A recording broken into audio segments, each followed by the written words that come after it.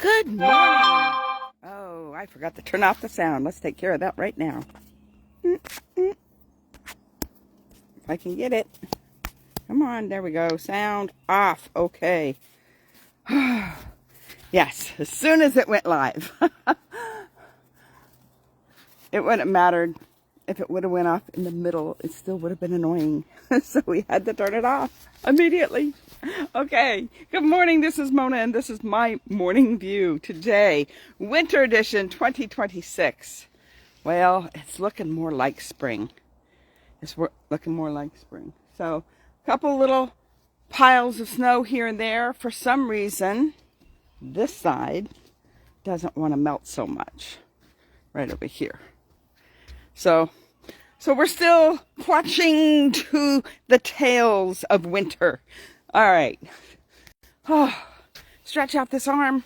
Stretch it out. Wish I had a railing this high and then I could stretch it out that high. But nope. This is where the railing is, so this is where it is. All right. Winter edition 2026. It is Wonderful Wednesday.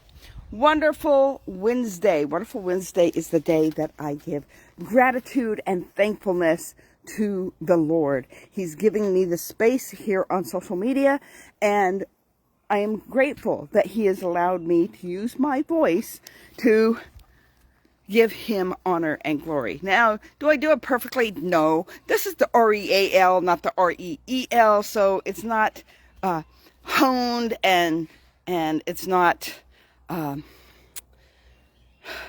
edited, and it doesn't have filters. It's just the real, right? Oh, and today, on Wonderful Wednesday, I just want to thank Him for giving me more than this opportunity. An opportunity has risen. It's a small opportunity, but do not despise small beginnings, right? Don't despise small beginnings. So He's given me this small opportunity, this window where I can do something a little bit more than here on social media. So I just thank Him, and I give Him all the gratitude that I have, because it was something that's been on my mind for a long time. I finally just released it and said, you know, if all I have is this little social media gig, then, you know, then that, so be it, right? If that's all I have to offer at the end, when He says, okay, what have you done with your talents? And I'm like, well, you know, I had this little social media gig called My Morning View. I gave it to you.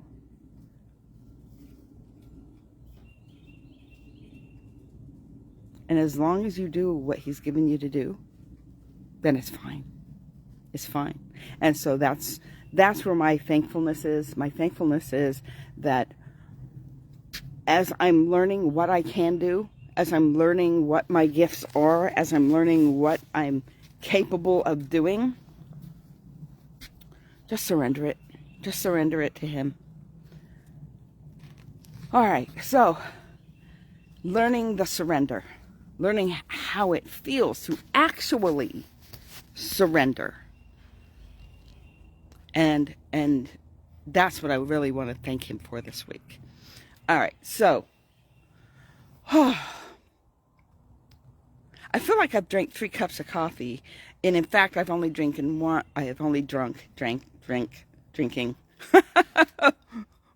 cup of decaf coffee. So I don't know, something's like welling up inside of me right now, and it could be, I already know what I'm going to talk about today. I wrote it in the title. Something that I was thinking about yesterday after I finished my video. And I was like, oh, I didn't mention that. But the video's long enough. It didn't need to mention that. I can mention it tomorrow after I give God thankfulness for the things that He's done for me this week. And so I was like, yeah, I'm going to talk a little bit about that. And it's quite possible that Wonderful Wednesday is the perfect day to talk about it. And that is the opportunities that God gives us to connect with Him in special ways. Okay, so I'm not going to cover every way that God has for us to connect with Him, but what I am going to talk about is fasting. Fasting. So fasting is not like required for your salvation. It's not required for your Christianity. However, fasting is important if you want to draw closer to the Lord. Okay, so Lent. This is Lent season, right? And people are fasting. Some people are fasting from social media. Some people are fasting from, a big one I used to do was chocolate or sugar. Some people are fasting their telephone from scrolling. They only use it for the phone calls that they need to make. Some of them have gone over to a flip phone for the season just to limit themselves from social media and the like and the scroll. So there's all types of fasting you can do, especially if you're one of those people that you cannot fast without jeopardizing your health. There are people, Jesus used to fast for lengthy periods of time. Okay, lengthy periods of time. His disciples didn't fast while Jesus was there because he said, while the bridegroom's there, you don't fast. You wait until he leaves, and then you fast. So they did fast, but not while they were under Jesus's tutelage, while he was on this earth physically. Okay, so, but he himself fasted quite a lot. And, not all of us are as healthy as Jesus, right? So there are people that have diabetes. They might have hypoglycemia. They might have hyperglycemia. They might have other health issues, different autoimmune issues. So there's things that sometimes prevent us from actually fasting food. Now, there was a time when I couldn't skip a meal. I'd pass out, right? It jeopardized my health. However, I have worked into being able to fast one meal a day. One meal. So sometimes if you are, so I'm getting healthier. Could I have done that 20 years ago? Probably not. Probably not. 15 years ago? Probably not. But however, there was quite a few times that I would get busy working and I would just forget to eat. And my stomach didn't notice it. But then, of course, I would pass out. So, so there's that. So, I could probably, I have not done it. I'm telling you straight out, I have not done it, fast for an entire day. I may have fasted for an entire day.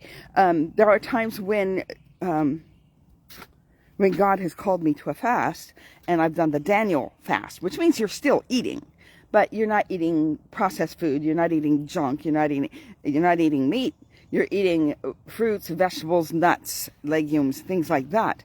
And it was a specific fast for a specific time frame. So you couldn't have gone without a meal for that time frame. So the thing of it is I don't advise people fasting for long periods of time unless God has called you specifically to fast for a certain time period. I've only known one person that was called to fast for a long time period. I don't know if he still continued to have juice. I don't think he just had water. I don't think he would have survived if all he had was water. So I think he was getting some kind of nutrients from something, just not solid food. But I don't know. I didn't ask him, the details of his fast. He did not tell me about his fast until I gave him a word from the Lord about spiritual food. It was specifically in correlation with his fast, and because of that, he revealed to me that yes, he was on an extended fast, and that he was on the right track. At which time I'm thinking, oh no, what did I do if this guy dies? You know, I told him he was receiving spiritual food that other people didn't know about. Oh, Lord, help me. So there's that. All right. There's a lot of times when I was used to give a word and then I felt like shoving the words back in my mouth. However, it all turned out good. All right. I'm not throwing your toy. Good time to tell you now, I probably will not be on tomorrow. She has her x-rays tomorrow. It was supposed to be yesterday, but the doctor wasn't going to be in, so it got rescheduled for tomorrow. I am not throwing the toy. She is totally fun motivated. She's not food motivated. She's fun motivated, and all she wants to do is play. And she will play right past her pain. She's limping around, and she's going to want to play anyway. Look at her. Just look at that. Look at that face. She's like, oh, but the toy. I need the toy. Okay, without getting you too dizzy, because I couldn't see what was going on there. See, there's the toy. She likes her broken toys better than her good toys. The star of the show. What can I say? Okay, so, yeah, look at you. Every time I point the camera, you come up the stairs. I'm going to stop pointing the camera. Okay.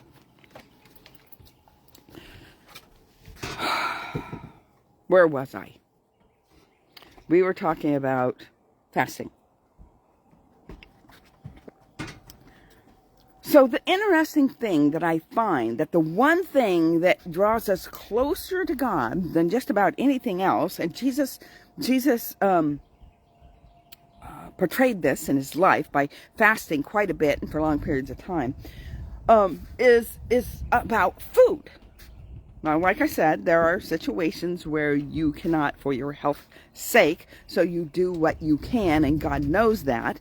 And so, unless he specifically calls you to do something, because if he specifically calls you to do something, who am I to say, no, don't do it, right? But I'm not going to encourage you to go off on your own to go do something that could be detrimental to your health. Disclaimer. Disclaimer. All right. So, the thing that seems to draw you closer is fasting food. And yet, food is what the first sin evolved around. I find that a quite interesting correlation. And so, you know, I mentioned yesterday about how Jesus said it wasn't what was going into your mouth, but what was coming out of your mouth that defiles you. And I was talking about those things that go into other orifices, into your eyes, into your ears. Something interesting about this. What comes out of your mouth are those things that you have seen and you have heard that you have hidden to your heart. And if it's not God's word that you have seen and heard and hidden to your heart, then whatever you have seen and heard is going to come out of your heart and out your mouth. And that is what defiles you. So when you look at it, when you eat food, little tiny science lesson here, it's processed, all the nutrients are taken out, when everything functions properly, it all gets, the good stuff comes out and nourishes your body, and then the rest is considered waste and is expelled out of your body. That is how food works.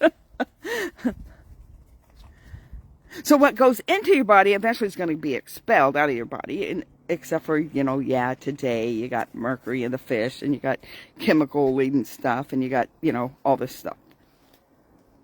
We're talking we're talking in general here, right? What goes into your eyes, there's a phrase, you can't see what you've already seen. Like, you see something happening and it's like, oh, I can't not see that. There's facts to that statement. Once you've seen it, it has entered in through your eye gate into your brain. Now, you may not remember it right away. You may not remember it until something, stirs up the memory or something. But it's there. It's held in the subconscious. When your conscious mind doesn't have anything to do with it anymore, it gets filed into the subconscious. So sometimes I think our subconscious needs a decluttering. We have a very cluttered mind, but what happens is people see the conscious part and they go, oh, that's such a cluttered mind, Oh, it's so cluttered. I gotta, weed out some of these things. But it doesn't get weed out. It gets filed. Kind of like, military documents that get filed and lost. And unless somebody diligently searches, they may never find it. Of course, there's the stuff that the government shreds as well, but we won't go into that. All right. I'm not throwing it. You keep teasing me. I keep wanting to bend over and pick up that toy, and we're not doing it. That is a temptation. You are tempting me to do something that is not good for you. We cannot play. I'm sorry. Don't give me those eyes. Okay. So,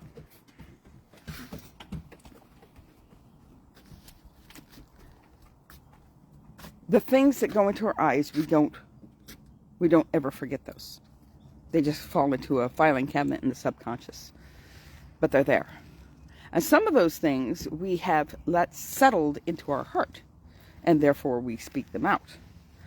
What we hear, what we listen to, also does not have an elimination site. What we hear goes into our brain and settles into the subconscious once the conscious can't use it. So because the subconscious stores all these things, because there is no elimination site for that which you see and that which you hear, only for what you put in your mouth. That has an elimination site. That is why the things that you eat, the things you put into your mouth, do not defile you, but what comes out of your mouth defiles you, because what comes out of your mouth is what is in your heart, and what is in your heart are those things that were dropped in there by the brain.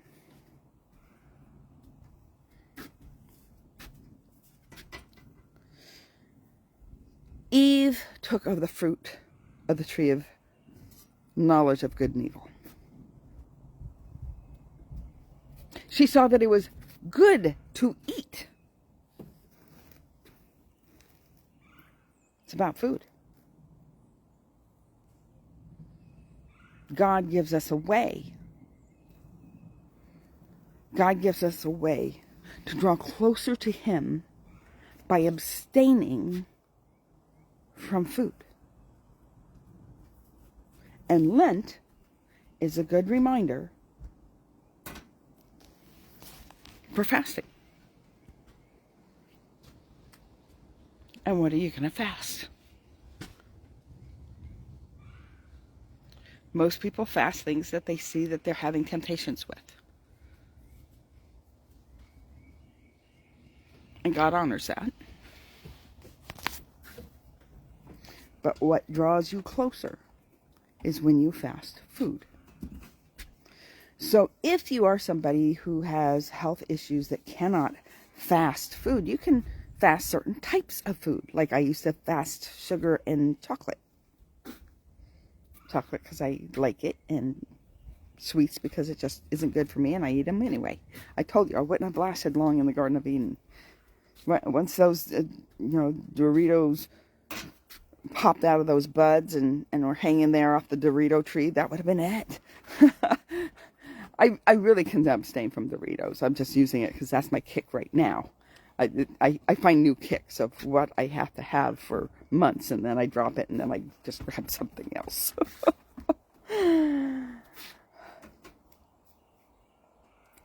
But he has provided a way for us to draw closer. Fasting was not new when Jesus came on the scene. People still fasted.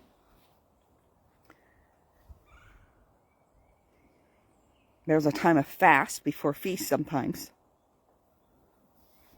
I think that was with Yom Kippur, I think, was where they fasted and then feasted. Don't quote me on it, because that's not where my mind is right now. So I'd have to pull up those files.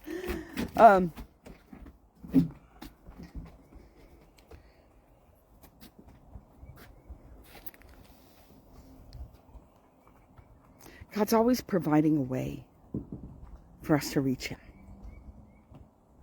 And I just found it interesting that when you fast food, there's a closer drawing to God. And it just,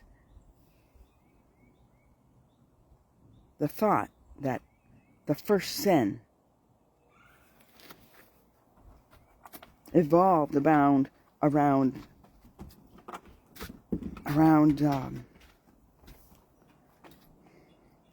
I'm listening to her on the side, so my mind is a little bit distracted because she's not giving up this idea of playing. She keeps coming up, bringing her toy closer, and yeah. I get distracted easy. I have a lot of squirrel moments.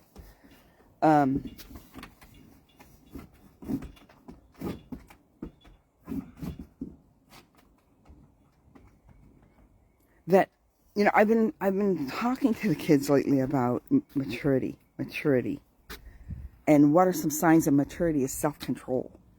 When you have self-control, then that you have the beginning of maturity there, right? Starts with body training, and it moves into other things. So self-control. So the self-control over this temptation that Eve had. Who knows how long she was staring at that thing. Like I said, I probably would have failed way sooner than she did. But it had to do with a lack of self-control there. And when you fast, you have to be disciplined enough for self-control. When I first started my last fast, I wasn't thinking, and there was I wasn't fasting decaf coffee, and I went over to get my cup of morning coffee for my. It's not for the morning boost because there's no caffeine in it, but it's for the mental morning boost. Gives me the pseudo effect that I'm drinking a morning coffee when I'm drinking decaf. So I go over to the decaf and there's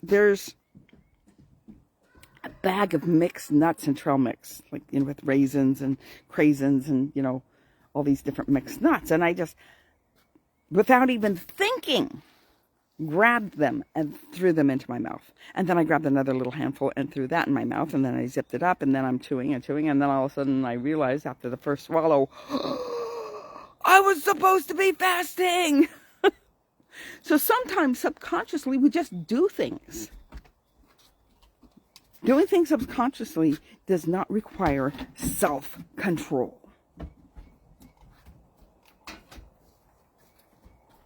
So today, that's all I got for you. Make sure you go over to YouTube, Mona E. Harrison, different than my Facebook profile. Again, Mona E. Harrison, white hair, beautiful face. You'll know you're in the right spot. Subscribe right there. And hit all the bells and whistles, notifications, both Facebook and YouTube. Like, share, comment. All right. Even if you disagree. Blessings, everybody. I probably will not see you tomorrow for Thirsty Thinking Thursday, but I'll see you on Feisty Friday. Blessings. Bye.